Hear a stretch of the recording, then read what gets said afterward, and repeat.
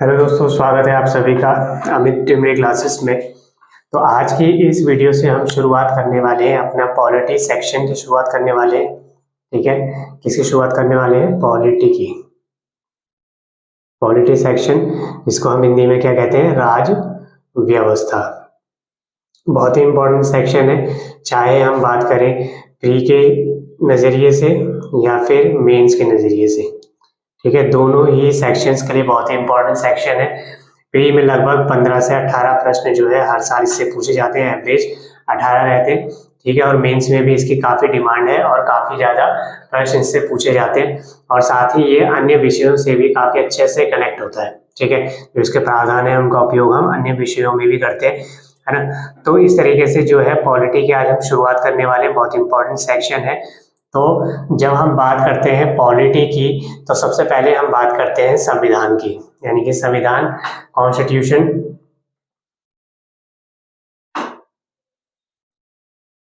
संविधान और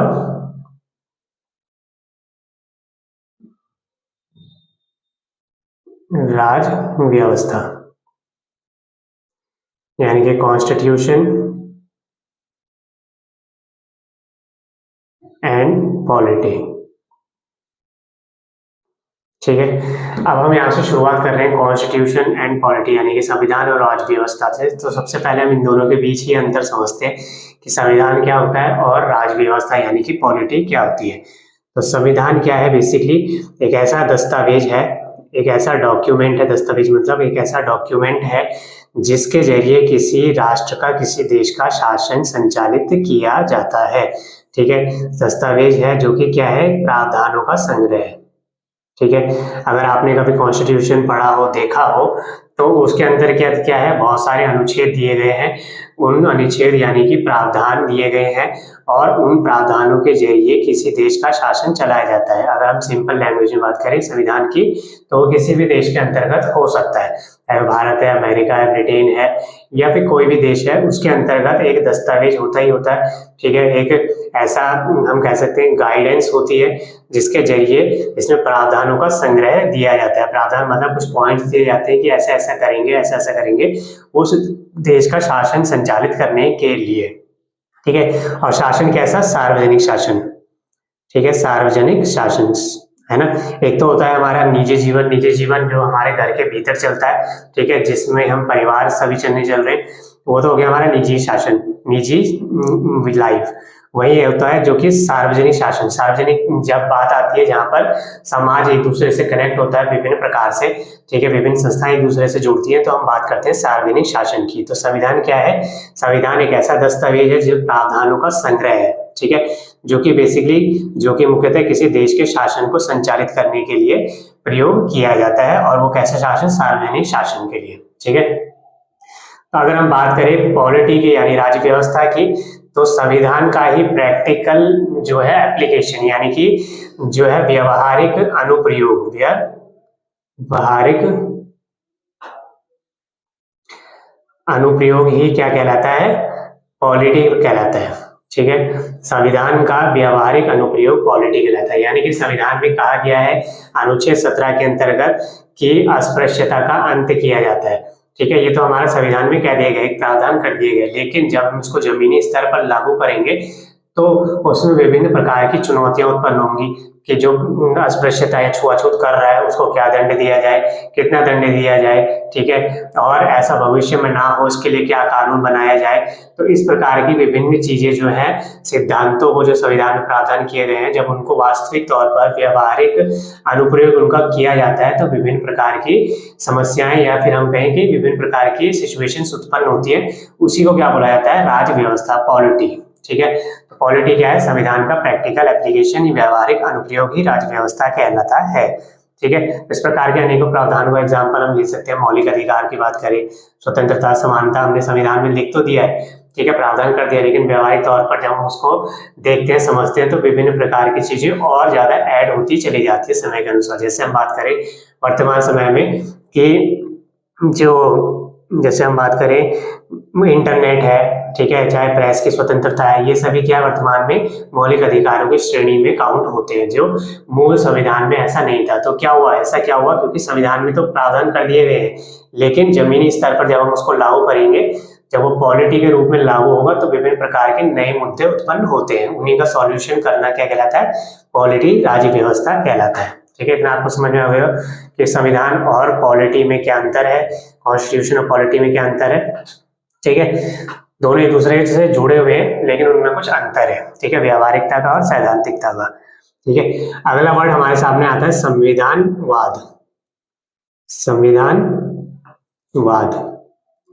इसको हम इंग्लिश में क्या कहते हैं, कॉन्स्टिट्यूशनलिज्म। कॉन्स्टिट्यूशन,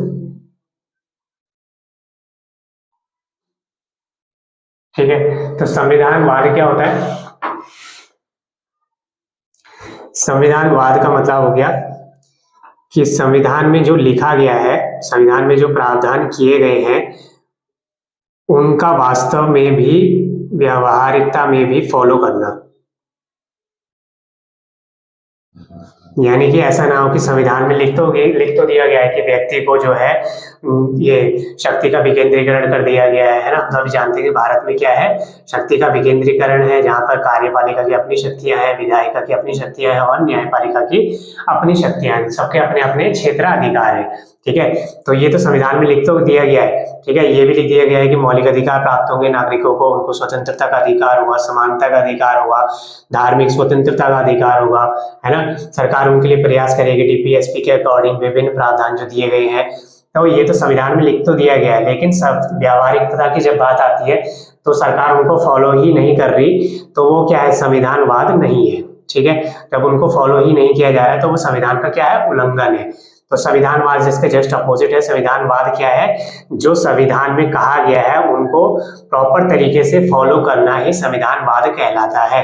ठीक है, तो इसी को हम क्या बोलते हैं, संविधानवाद कहते हैं। जो संविधान में कहा गया है, लिखा गया है, उसको फॉलो करना, उसको लागू करने का प्रयास करना और जो है संविधान के अनुरूप कार्य करना, शासन का संचालन करना ही संविधानवाद कहलाता है। ठीक है, बहुत ही सिंपल सी बात है। और संविधान के अगेंस्ट ना जाकर बल्कि उसके साथ साथ काम करना, इसी को क्या बोला जाता है, संविधानवाद इसको बोला जाता है, कॉन्स्टिट्यूशनलिज्म इसको बोला जाता है। और ऐसा बिल्कुल भी नहीं है कि जिस देश में संविधान है, जिस देश में संविधान है उस देश में संविधानवाद भी हो।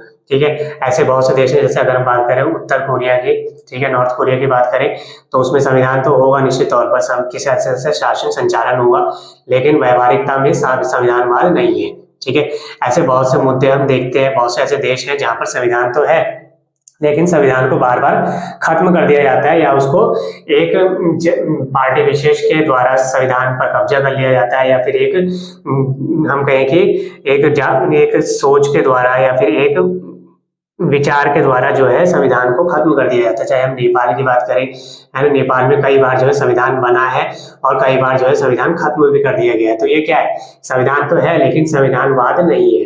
ठीक है, तो संविधानवाद का सिंपल सा शब्दों में अर्थ है सीमित शासन। क्या कहेंगे, जब ये एक शब्द में पूछा जाए तो संविधानवाद का सिंपल सा मतलब है सीमित शासन, यानी कि लिमिटेड गवर्नेंस। ठीक है, सीमित शासन का मतलब हो गया कि संविधान के अनुरूप शासन का संचालन करना, सभी सरकार की शक्तियों पर नियंत्रण रखना, ताकि वह अपनी शक्तियों के, अपने क्षेत्र के बाहर जाकर कुछ ऐसा काम न कर दे जो कि संविधान के लिए हानिकारक हो जाए, संविधान की उपस्थिति के लिए, संविधान के एग्जिस्टेंस के लिए खतरा बन जाए। ठीक है, तो इसी को बोला जाता है सीमित शासन, इसी को क्या बोला जाता है, संविधानवाद। ठीक है, तो अभी तक हमने देखा कि संविधान क्या है, पॉलिटी यानी राज्य व्यवस्था क्या है, संविधानवाद क्या है। ठीक है, तो ये बहुत ही बेसिक से टर्म्स से हमने अभी शुरुआत की है। आगे हम धीरे धीरे जब पढ़ेंगे कि क्या क्या मौलिक अधिकार क्या होता है, डीपीएसपी क्या होता है, ये सब चीज़ों के बारे में हम अच्छे से पढ़ेंगे। ठीक है, विशेषाधिकार, ये सब चीज़ें पढ़ेंगे। अभी हम सिर्फ बेसिक चीज़ें कुछ देख रहे हैं ताकि आपका इंटरेस्ट और चीज़ें आपको बेहतर समझ में आए आगे। ठीक है, तो राज्य व्यवस्था की हमने बात की। राज्य व्यवस्था में हम बहुत सी चीज़ों को इंक्लूड करते हैं, जैसे कि संसद के कानून क्या होंगे। ठीक है, संसद के कानून, न्यायालय के निर्णय, ठीक है।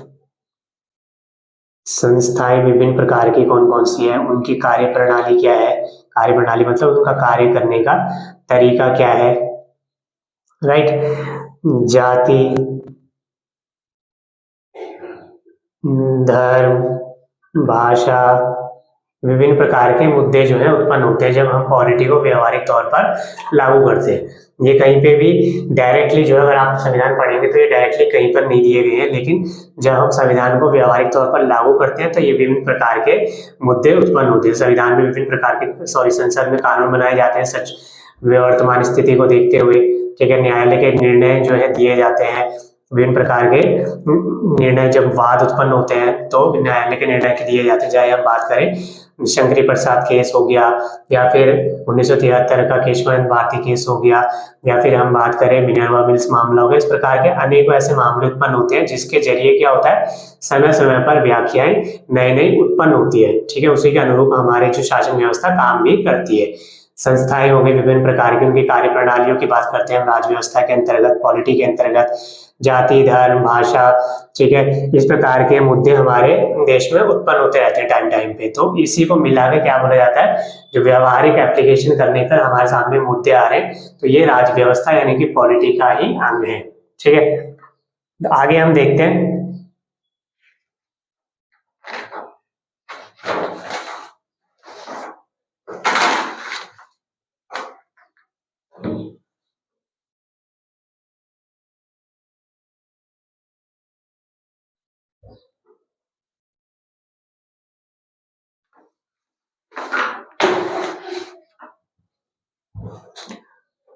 अब हम बात करेंगे विभिन्न प्रकार की संस्थाओं के बारे में। संस्थाएं कौन कौन सी होती हैं,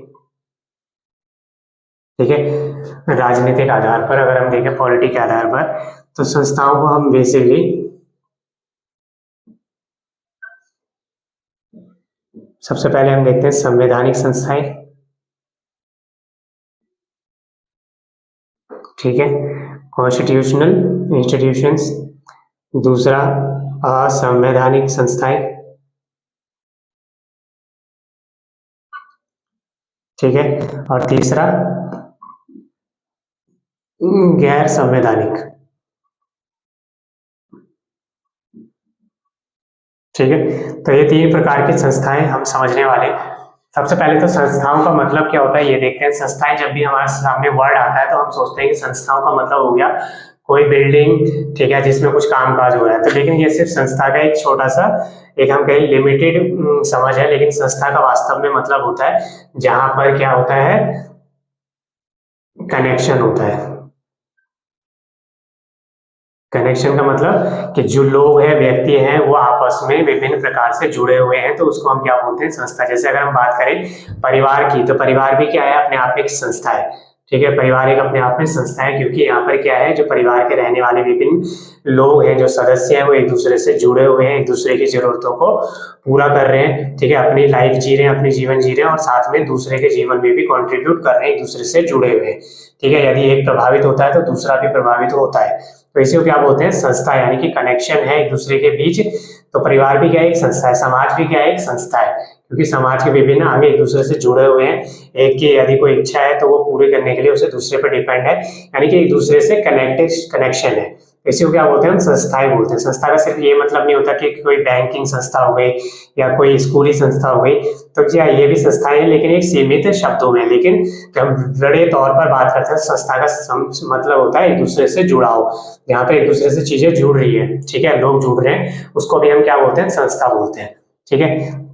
यह समझना जरूरी था, क्योंकि यहाँ पर जो है स्टूडेंट्स के मन में संस्था जो है कई बार क्लियर नहीं होता कि संस्था का मतलब क्या है, ठीक है। तो संस्थाएं जो है संवैधानिक, असंवैधानिक और गैर संवैधानिक हो सकती है। संवैधानिक नाम से समझ आ रहा है ऐसी संस्थाएं जो कि जिनकी स्थापना, जिनका जिनका स्रोत क्या है, ऐसी जिनका स्रोत क्या है, संविधान है, उसको क्या बोलते हैं, संवैधानिक संस्थाएं बोलते हैं, ठीक है। जिनका स्रोत, जिनका संविधान में प्रावधान किया गया है, उनको हम क्या बोलेंगे, संवैधानिक संस्थाएं। बहुत ही सिंपल सी बात है। ऐसी संस्थाएं जिनका प्रावधान संविधान में किया गया है, जिनका स्रोत क्या है, संविधान है, ठीक है, उनको हम क्या बोलते हैं, संवैधानिक संस्थाएं बोलते हैं। जैसे उदाहरण के तौर पर निर्वाचन आयोग,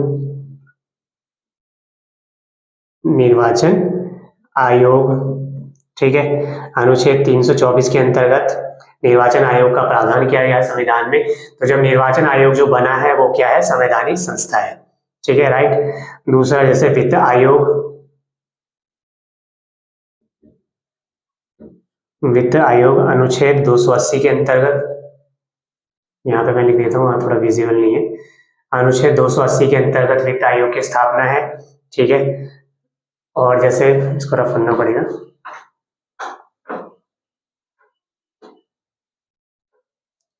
ठीक है।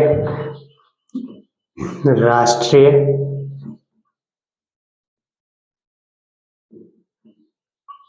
अनुसूचित आयोग, ठीक है। अनुच्छेद 338 के अंतर्गत इसकी स्थापना की गई है। तो ये क्या ऐसी संस्थाएं हैं जिनका स्रोत क्या है, संविधान है, और संविधान में इनका प्रावधान किया गया है, इसी को क्या बोलते हैं, संवैधानिक संस्थाएं बोलते हैं। बहुत ही साधारण सी बात है, आपको समझ भी आई होगी, ठीक है। तो इस प्रकार से क्या बोलते हैं, संवैधानिक संस्थाएं। अब बात करते हैं असंवैधानिक संस्थाएं। असंवैधानिक का मतलब हो गया, नाम से समझ आ गया कि जो कि अनकॉन्स्टिट्यूशनल है। कैसी, अनकॉन्स्टिट्यूशनल है। ऐसे इंस्टीट्यूशंस, ऐसी संस्थाएं जो कि अनकॉन्स्टिट्यूशनल है। अनकॉन्स्टिट्यूशनल मतलब कि जो संविधान की आदर्शों के अनुरूप नहीं है, जो संविधान के विपरीत जाती है, उनको क्या बोला जाता है, असंवैधानिक संस्थाएं बोला जाता है। जैसे कि हम बात करें आतंकवाद, ठीक है, आतंकवाद हो गया, नक्सलवाद हो गया, ठीक है, क्षेत्रवाद हो गया। तो ये एक ऐसी संस्थाएं और भी कई सारी हो सकती है जो कि बेसिकली क्या है, असंवैधानिक है। असंवैधानिक का सिंपल सा मतलब है कि जो संविधान के आदर्शों को पूरा नहीं करती बल्कि उसके विपरीत जाती है, ठीक है, उसी को क्या बोला जाता है, असंवैधानिक संस्थाएं बोला जाता है। आतंकवाद हो गया, आतंकवाद है तो इसका मतलब क्या है, संविधान निश्चित तौर पर क्या है, उल्लंघन किया जा रहा है। नक्सलवाद है, खून खराबा, ठीक है, क्षेत्रवाद है, तो ये सभी क्या है, संविधान का मतलब क्या है, चीज लोगों को एक बेहतर भावना से आपस में जोड़ना। लेकिन जब भी हम इनकी बात करते हैं, आतंकवाद, नक्सलवाद, क्षेत्रवाद, तो इसका मतलब है कि लोगों को अलग कर रहे हैं, तोड़ रहे हैं लोगों को, है ना, देश में अराजकता फैला रहे हैं। तो ये कैसी संस्थाएं हैं, असंवैधानिक संस्थाएं हैं, ठीक है। आप देखते हैं अगला क्या है, गैर संवैधानिक संस्थाएं। गैर संवैधानिक, गैर संवैधानिक जो है असंवैधानिक नहीं होती बल्कि ऐसी संस्थाएं जिनका स्रोत संविधान तो नहीं है, यानी कि संविधान में इनका डायरेक्टली प्रावधान नहीं किया गया, संविधान में इनके बारे में डायरेक्टली नहीं लिखा गया है, लेकिन ये संविधान के आदर्शों के अनुरूप है, ठीक है, आदर्शों के अनुरूप है, ठीक है। यानी कि इसका सब प्रावधान डायरेक्टली संविधान में नहीं किया गया है, लेकिन ये संविधान के आदर्शों को पूरा करने में मदद करते हैं। इनको क्या बोला जाता है, गैर संवैधानिक, ठीक है। सिंपल सी बात है, गैर संवैधानिक जिनका स्रोत संविधान में सीधे नहीं दिया गया है, उनका प्रावधान नहीं किया गया है, लेकिन जिनको जो संविधान के आदर्शों को पूरा करने में मदद करते हैं। जैसे कि बात करें उदाहरण के लिए नीति आयोग, ठीक है, नीति आयोग, नीति आयोग कैसी है, गैर संवैधानिक संस्था है, यानी कि संविधान में इसका उपबंध या प्रावधान नहीं किया गया है, लेकिन संसद के कानून के द्वारा, आप बात करें हम कार्यपालिका, कार्यपालिका के जो है निर्णय के द्वारा, कार्यपालिका नहीं, राष्ट्रपति के निर्णय के द्वारा इसका जो है इसकी स्थापना की गई नीति आयोग की, ठीक है। अगर हम बात करें राष्ट्रीय मानवाधिकार आयोग, इसका भी संविधान में कोई प्रावधान नहीं किया गया है। राष्ट्रीय मानवाधिकार,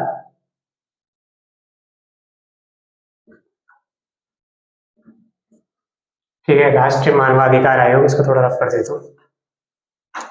तो राष्ट्रीय मानवाधिकार आयोग जो है इसकी प्रावधान, इसका प्रावधान संविधान में नहीं किया गया है, लेकिन इसकी स्थापना क्या किसके द्वारा की गई है, संसद के कानून के द्वारा, संसद के कानून के द्वारा,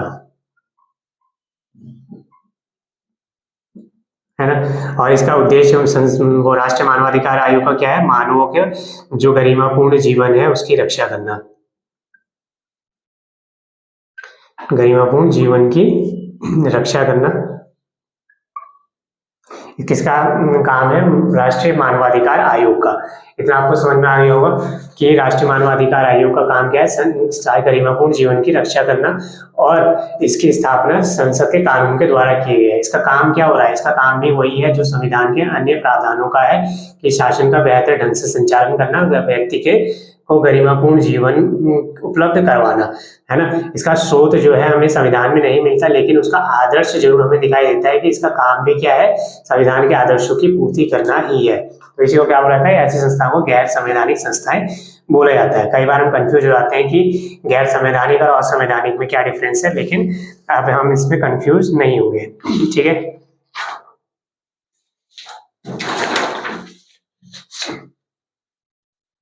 ठीक है। गैर संवैधानिक के अंतर्गत कुछ और संस्थाएं जैसे आ जाती है सांविधिक संस्था, आपने सुना होगा, स्टैच्यूटरी बॉडी। ठीक है, सांविधिक संस्थाएं। तो सांविधिक संस्थाएं क्या है, संसद के कानून से निर्मित संस्था को क्या बोलते हैं, सांविधिक संस्था बोलते हैं। ठीक है, विधायिका या फिर संसद के कानून के द्वारा यदि वो निर्मित की जा रही है तो उसको क्या बोलेंगे, सांविधिक, स्टैच्यूटरी बॉडीज बोलते हैं। ठीक है, जैसे राष्ट्रीय मानवाधिकार आयोग हो गया, है ना, और राष्ट्रीय महिला आयोग हो गया। इस प्रकार के आयोग जो है संविधान में इनका स्रोत नहीं है, लेकिन ये संविधान के आदर्शों के अनुरूप है और संसद के कानून के द्वारा इनका निर्माण किया जा रहा है। किसके द्वारा, संसद के कानूनों के द्वारा। तो इसी को क्या बोला जाता है, सांविधिक संस्थाएं ऐसी, ठीक है, जिनका निर्माण किसके द्वारा किया जाता है, संसद के कानूनों के द्वारा। ठीक है, अगली संस्थाएं हो सकती है जैसे कार्यकारी संस्थाएं, कार्यकारी, एग्जीक्यूटिव बॉडीज। ठीक है, एग्जीक्यूटिव बॉडीज जैसे जो राष्ट्रपति के आदेश के द्वारा स्थापित की जाती है, राष्ट्रपति के आदेश के द्वारा। ठीक है, जैसे हम बात करें नीति आयोग की, तो नीति आयोग एक ऐसी संस्था है जिसका स्रोत जो है संविधान में नहीं दिया गया है, ना ही इसको संसद के कानून के द्वारा स्थापित किया गया है, बल्कि एक ऐसी है कार्यकारी संस्था है। ठीक है, इसका काम क्या है, नीतियां तैयार करना। पूरे देश में जो नीतियां लागू होती है, चाहे हाल ही में अगर बात करें नई शिक्षा नीति लागू की गई 2020-21 में, तो वो नीति आयोग के द्वारा जो है नीति बनाई गई थी, है ना, और उसका संचालन किया गया। तो ये स्थापित किसके द्वारा किया गया, कार्यकारी संस्था के, कार्यकारी आदेश के द्वारा, यानी कि राष्ट्रपति के आदेश के द्वारा। ठीक है, इसका काम क्या है, नीतियों का संचालन करना, है ना, और लोगों के बीच जो अंतर है उसको कम करना, चाहे आर्थिक हो, सामाजिक हो, है ना। तो ये क्या है, आदर्श तो वही है जो संविधान का है। संविधान की अगर हम प्रस्तावना पढ़े, सामाजिक, आर्थिक, राजनीतिक न्याय की बात करता है ना, विश्वास, अभिव्यक्ति, धर्म, इन सबकी स्वतंत्रता की बात करता है।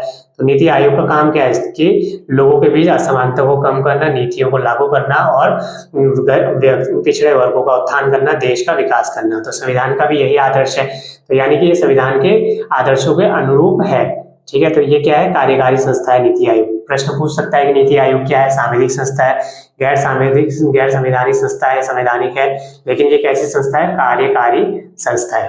ठीक है, इतना आपको समझ में आ गया होगा।